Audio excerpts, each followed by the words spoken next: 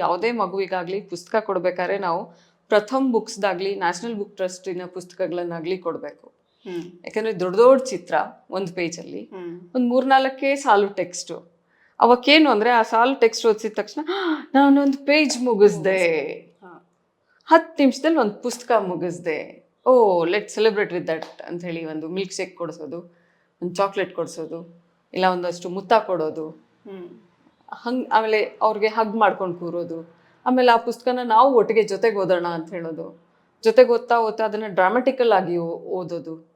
ಆವಾಗ ಆ ಮಕ್ಕಳಿಗೆ ಅನ್ಸುತ್ತೆ ನಮ್ಮ ಪ್ರೆಸೆನ್ಸ್ ಏನಿದೆಯಲ್ಲ, nothing can be replaced with our presence. They enjoy that presence. ಅವರಿಗೆ ನಮ್ಮ ಇರುವಿಕೆಯ ಅನುಭವ ಆಗಬೇಕು, ಮತ್ತು ನಮ್ಮ ಇರುವಿಕೆ ಮತ್ತು ನಾನು ನನ್ನ ಮಗು ಒಟ್ಟಿಗೆ ಇದ್ದೀವಿ ಅನ್ನೋ ಅನುಭೂತಿ ಆಗಬೇಕು. ಅದೆರಡೂ ನಮ್ಮನ್ನು ಗಟ್ಟಿಯಾಗಿ ಜೋಡಿಸಿಡತ್ತೆ.